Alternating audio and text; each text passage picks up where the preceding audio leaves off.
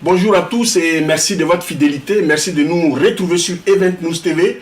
Député indépendant à l'Assemblée nationale de Côte d'Ivoire et vice-président du Conseil régional du Sud Comoé, l'honorable Nyangbo Kakou, que nous recevons aujourd'hui sur notre plateau, a été élu le 11 décembre 2011 pour les circonscriptions d'Adiaké, Assini et Etieboué. L'appétit venant sûrement en mangeant, Nyangbo Kakou a décidé de briguer le 8 avril dernier. Je crois que c'est ce jour-là que vous avez fait votre déclaration de candidature. Tout à fait, oui. Voilà, le 8 avril dernier, la magistrature suprême de son pays. De passage à Paris, nous le recevons sur notre plateau. Honorable, merci d'avoir accepté notre invitation et bonjour à vous et à toute votre famille qui vous a accompagné dans ce studio. Oui, bonjour monsieur. Merci. Chaque fois qu'on mettant un micro et une caméra, pour moi c'est une chance qu'on donne à la démocratie. C'est aussi un espoir qu'on donne à l'ensemble de mes concitoyens. Je voudrais profiter pour dire merci à votre organisation, merci à votre société qui a permis à des personnes comme nous de pouvoir nous exprimer. Je n'avais pas besoin d'être auto-ring pour pouvoir m'exprimer, mais les circonstances ont fait que je sois venu jusqu'en France pour pouvoir faire une autre déclaration envers mes concitoyens. Et je vous remercie de l'opportunité que vous me donnez. Nous aussi, on vous remercie. Merci. Candidat à la présidentielle, vous n'aurez certainement pas la tâche facile. Vous avez en face de vous l'actuel chef d'État et plusieurs dinosaures du marigot politique ivoirien. Est-ce que vous y croyez vous-même? Je crois plus que jamais. Je crois plus que jamais. Je suis un élu de la République. Je suis un élu d'Etieboué, un élu d'Adiaké, un élu d'Assini. Et mes électeurs, à un moment donné, m'ont fait confiance. Voici 3 ans que je suis à l'Assemblée nationale. Je pense que j'ai accompli totalement cette mission qui m'a été assignée. Comme vous avez dit, un député, soit il n'a pas de projet et puis bon, on ne voit pas sa raison d'être. Mais pour aller plus loin, sachant qu'il y a tout qui s'y prête, j'y crois dur comme fer. Ce n'est certainement pas un handicap sérieux, mais honorable, on reconnaît tous que de tous ces candidats qui vont se présenter en 2015, vous n'êtes pas le plus connu. Mais n'empêche que vous avez un programme de société qui est solide.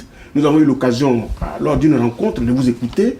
Alors, est-ce qu'aujourd'hui, vous pouvez en parler pour que les Ivoiriens qui auront l'occasion de vous voir soient vraiment imprégnés de ce que vous voulez leur proposer?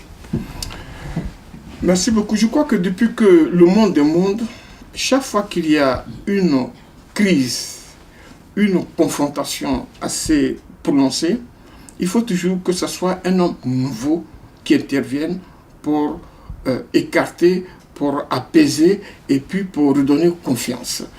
Je suis cet homme nouveau.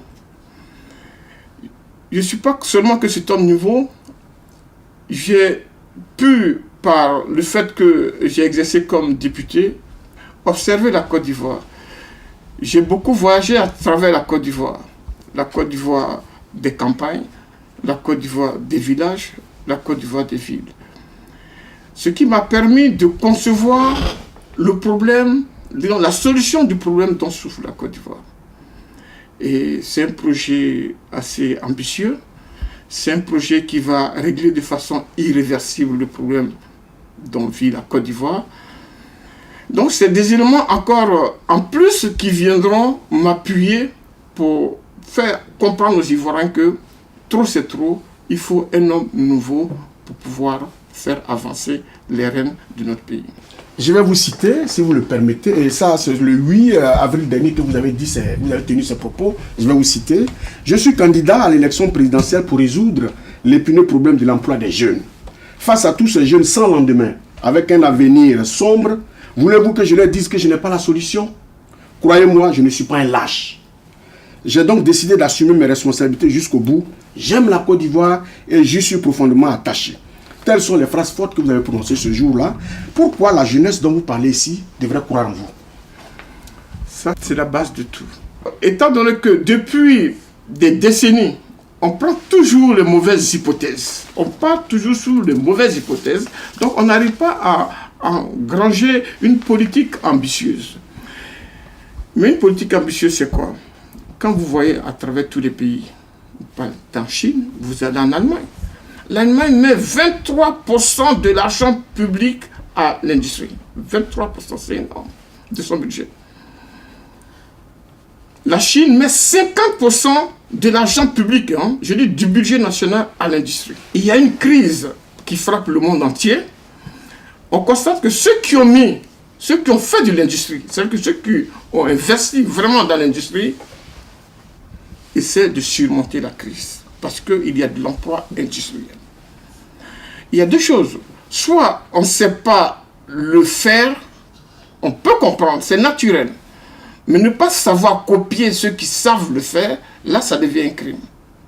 Et c'est pour ça que j'ai dit que si je suis élu président de la République, j'investirai 800 milliards dès la première année, en 2016. Je prends mes fonctions le 1er janvier, je crois, 2016, ou je ne sais pas, en fonction des circonstances. Je mettrai 800 milliards dès la première année affectés à l'industrialisation de la Côte d'Ivoire. Et pourquoi j'ai parlé de la monnaie? Parce qu'on ne peut pas faire de l'industrialisation sans avoir une action forte sur la monnaie. Ça veut dire quoi? Si on veut faire de l'industrialisation, on veut produire de l'électronique, mais à la date actuelle, l'électronique est produite en Chine, en Corée, dans les pays émergents. Et du coup, nous voulons produire la même chose. Il faudra que nous arrivions à écouler notre production. Et c'est là la monnaie joue. Oui, mais les jeunes, eux, les jeunes que vous voulez défendre, qu'est-ce que vous pouvez leur dire? Vous êtes sur un plateau de télévision, tout à fait, le monde entier vous écoute. Les jeunes Ivoiriens pour lesquels vous êtes prêts à aller au charbon, qu'est-ce que vous pouvez leur dire? Qu'est-ce que vous leur proposez? Effectivement. À partir du moment où je vais mettre le paquet dans l'industrialisation, parce que c'est l'industrialisation qui va permettre de faire des croissances, d'obtenir des croissances de 15 à 20%. Ça part de 15 à 20%, on pourra avoir un nombre important d'embauches. Et c'est là qu'on va résoudre le problème des jeunes. Donc pour moi, je situe jusqu'à 6 ans, j'obtiens le plein emploi en Côte d'Ivoire. Jusqu'à 6 ans, le plein emploi total en Côte d'Ivoire. Il n'y aura plus jamais un jeune ayant un diplôme ou un jeune en âge de travailler. Parce que je combine après la formation, je pourrais, si vous voulez, je vais bien l'emboîter pour que vous compreniez. Un jeune en âge de travailler qui ne puisse pas avoir un emploi. Ce sera impossible dans la nouvelle Côte d'Ivoire que je vais écrire. C'est impossible. La nouvelle Côte d'Ivoire que vous voulez écrire aussi, c'est que vous voulez combattre le fléau de la corruption. Comment vous allez vous y prendre? Quand on sait, honorable, je vous interromps, quand on sait que ce fléau gangrène notre société, comment vous allez vous y prendre pour pouvoir combattre la corruption? La corruption est un mal grave pour notre pays, assez fragile financièrement et assez fragile au niveau économiquement et assez fragile politiquement. La corruption est grave. Vous savez que quand une personne décide d'aller faire un investissement en Afrique, les dessus de table que cette personne verse avant d'obtenir soit son permis de réalisation est énorme. Donc, il faut tuer cette corruption à la base. À cause de la corruption, il y a un manque à gagner considérable dans les recettes de l'État. Et si l'État n'a pas de moyens, comment voulez-vous que l'État construise des écoles? Comment voulez-vous que l'État construise des hôpitaux? Mais vous savez que s'il n'y a pas d'hôpitaux, qu'est-ce qui se passe? C'est une femme enceinte qui ne pourra pas avoir les soins nécessaires. Et puis, elle va crever. Donc, par la corruption, on a la mort en aval. Je décrète que la corruption sera un crime sanctionné très lourdement, au même titre que les crimes contre l'humanité. Vous êtes en même temps fiscaliste, je crois bien, je crois que vous faites un peu d'économie, et vous êtes membre de la commission des affaires économiques de l'Assemblée nationale, et en 2014, vous avez été le seul député à avoir opposé des griefs contre le budget de 2015. Qu'est-ce que vous vouliez faire comprendre aux Ivoiriens? Et puis, vous avez dit que vous estimez qu'un quart de ces 500 milliards de francs CFA, soit un peu plus de 7 milliards d'euros et demi de ce budget, sont consacrés à des dépenses somptueuses. Est-ce que vous pouvez revenir sur ces griefs sur notre plateau? Notre budget actuel, c'est de 5014 milliards. Un montant à faire, à créer le tournis.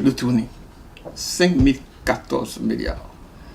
Et si les 5014 milliards étaient totalement utilisés pour la Côte d'Ivoire, avec un projet de société assez adopté, je pense qu'on serait très très loin. Mais dommage, ce n'est pas le cas.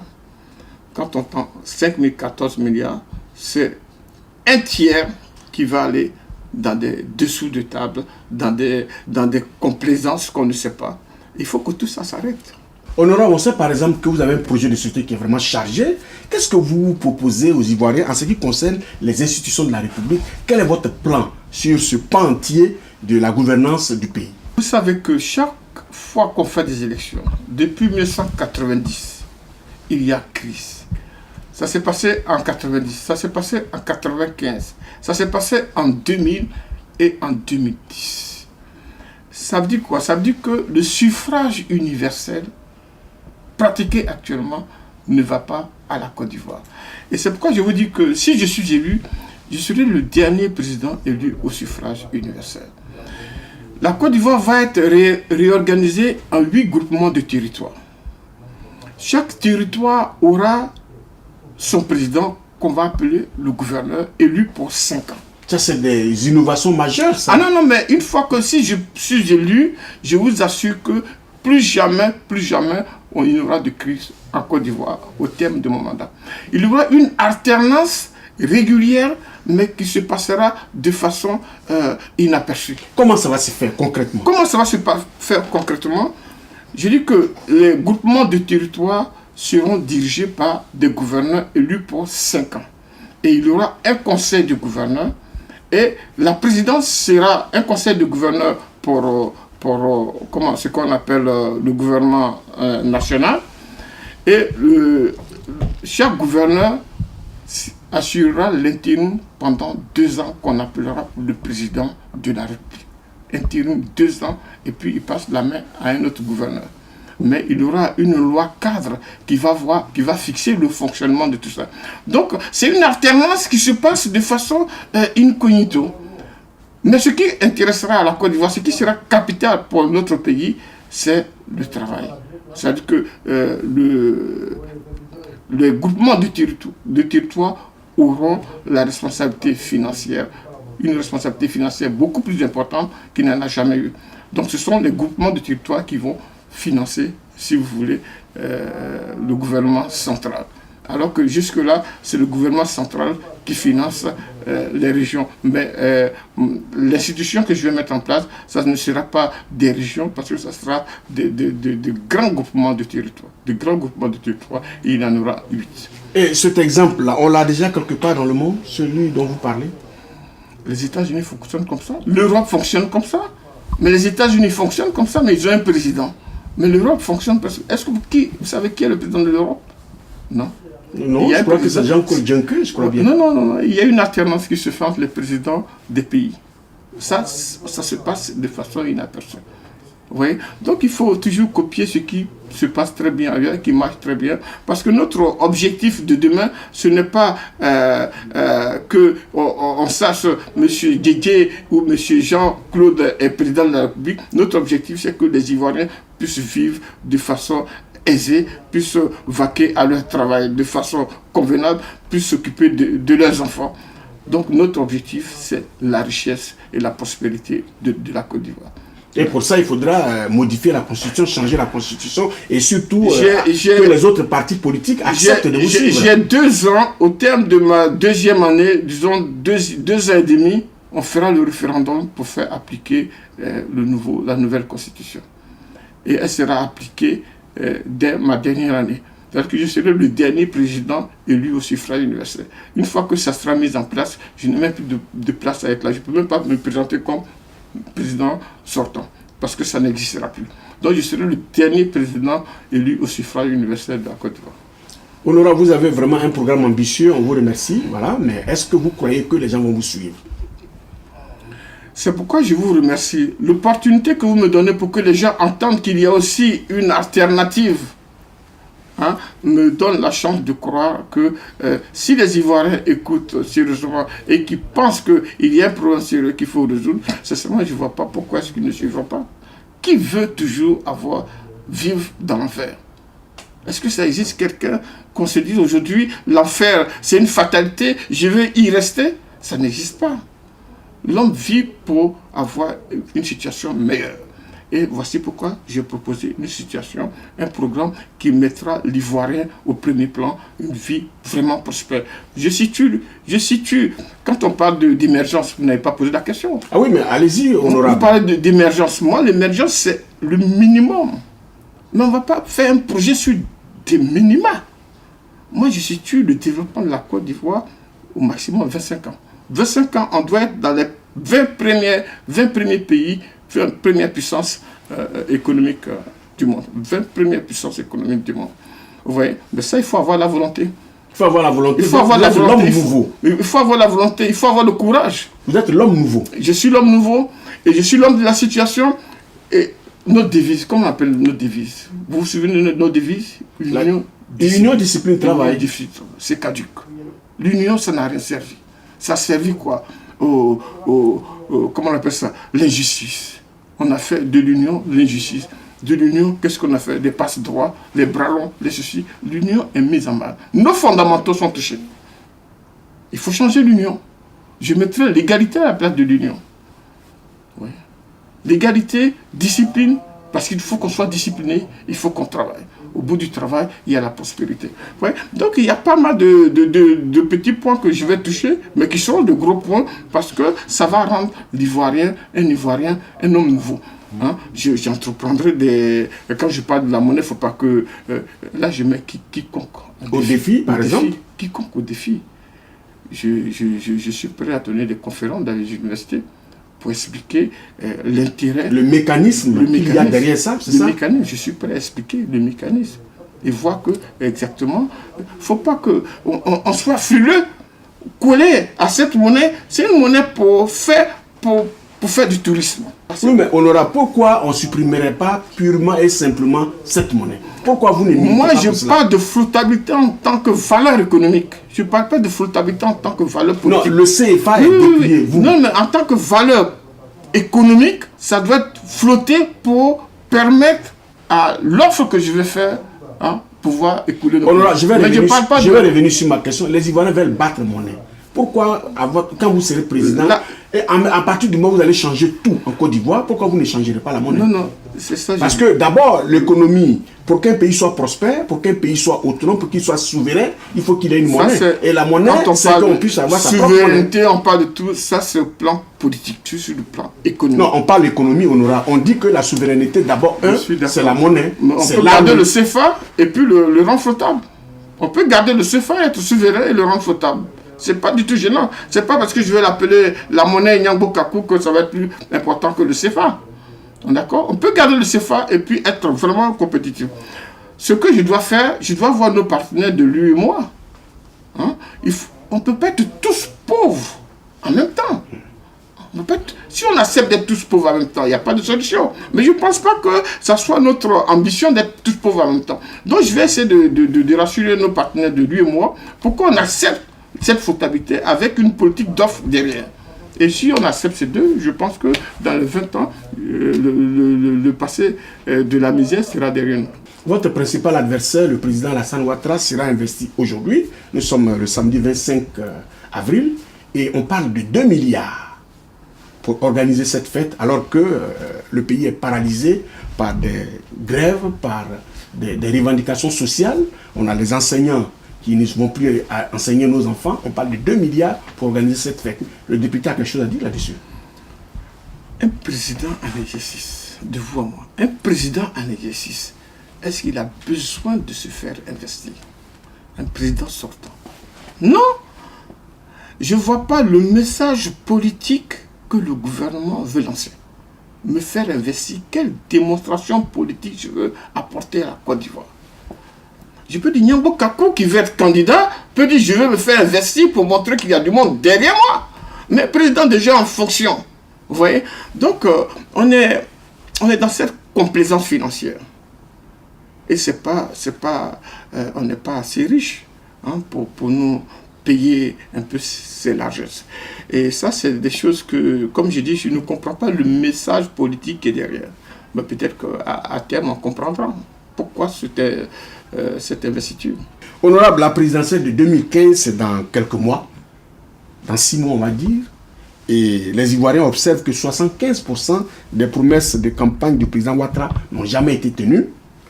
Les 5 universités promises manquent à l'appel, les soins de santé gratuits sont inexistants, l'insécurité est criarde, le panier de la ménagère se vide désespérément. Les détracteurs du régime parlent aussi de rattrapage ethnique et d'une armée tribale, d'une justice aux ordres. Alors vous, quelle est votre réaction à cela? Ensuite, les Ivoiriens estiment que les hommes politiques sont presque tous des menteurs. Est-ce que vous vous sentez concerné? Le bilan, la politique économique n'est pas celle qu'il faut. Voilà. Elle n'est pas celle qu'il faut parce que depuis que le président existe, sur 9 jeunes qui entrent sur le marché du travail, il n'y a que peut-être un seul qui va pouvoir trouver un emploi. C'est quand même grave. Et si on continue dans cette voie, on amène notre pays vers la décadence totale. De la décadence. Bon, je ne vais pas dire que, écoute, lui-même, il connaît ce qu'il a, il voit ce qu'il a fait. Donc je pense que on est arrivé à un moment où il faut tourner une page. Et c'est pour cela que je propose une nouvelle politique économique. C'est une politique économique qui est axée sur l'industrialisation, une forte politique, qui va créer une forte croissance, d'accord. Mais la politique économique actuelle, quelle croissance se fait? On n'a jamais dépassé les 10 et on ne dépassera pas 10. On parle de 9% de croissance. On ne dépassera jamais 10, alors que moi je parle d'une politique qui puisse amener la Côte d'Ivoire à faire du 15 à 20%. Oui. Donc la politique économique actuelle n'est pas celle qu'il faut à la Côte d'Ivoire. Ouais, mais point par point, honorable, point par point. J'ai parlé d'université, c'est l'éducation. J'ai parlé des soins de santé gratuits, c'est la santé. Vous, qu'est-ce que vous opposez à ça? Ne parlons pas de ce qu'on veut rejeter. On veut rejeter tout oui, ça. Mais vous, qu'est-ce que vous avez à proposer? C'est-à-dire les universités en matière d'éducation. Qu'est-ce que le député Nyambo Kakou, qui sera certainement le futur président de la République de Côte d'Ivoire, qu'est-ce qu'il propose aux Ivoiriens en matière d'éducation, en matière de santé et en matière de... Enfin, tout ce qui concerne la vie des Ivoiriens. Qu'est-ce que vous proposez? Lorsque nous avons créé notre Côte d'Ivoire, on a mis l'école, l'enseignement général dans toutes les villes de Côte d'Ivoire.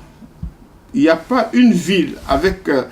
il y a encore quelques villes. Il n'y a pas de ville dans laquelle il n'y a pas de collège.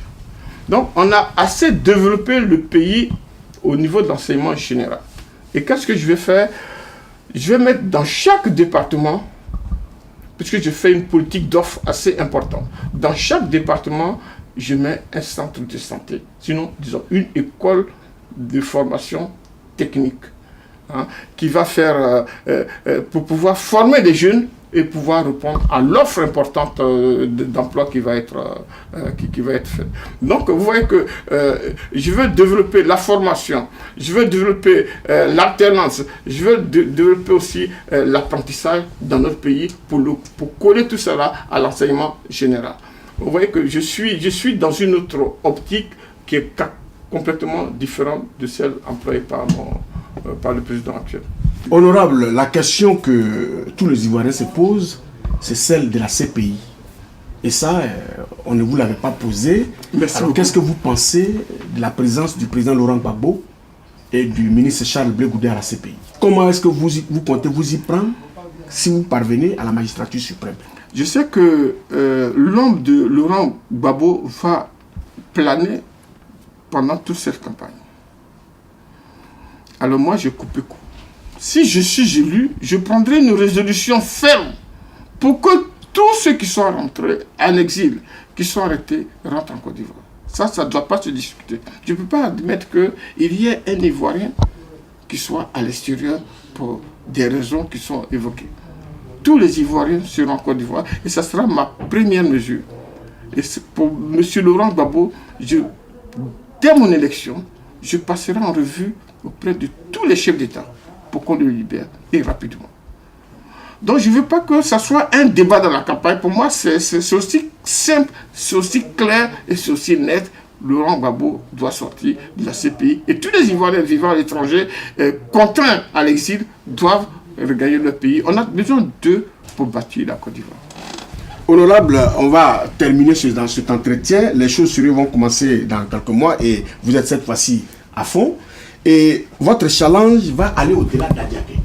Ce ne sera plus le député d'Adiaké, ce sera l'homme politique qui veut brasser large, qui veut que tous les Ivoiriens croient en lui. Alors, est-ce que vous êtes prêts à affronter les Ivoiriens du Nord au Sud? Et avant de terminer cet entretien, quel est l'appel, en regardant droit dans cette caméra-là, quel est l'appel que vous allez leur lancer? Déjà, depuis que je suis ici, je suis allé rencontrer des associations parce que le projet proposé, c'est un projet qui concerne l'ensemble des Ivoiriens vivant sur le territoire de la Côte d'Ivoire et aussi les étrangers qui vivent en Côte d'Ivoire. Ce que je voulais dire aux Ivoiriens, ils ont l'impression que les jeux sont déjà faits. Maintenant, rien n'est fait. Je vais demander aux Ivoiriens surtout de ne pas avoir peur. Il faudra que le jour J, ils se déplacent tous pour aller voter.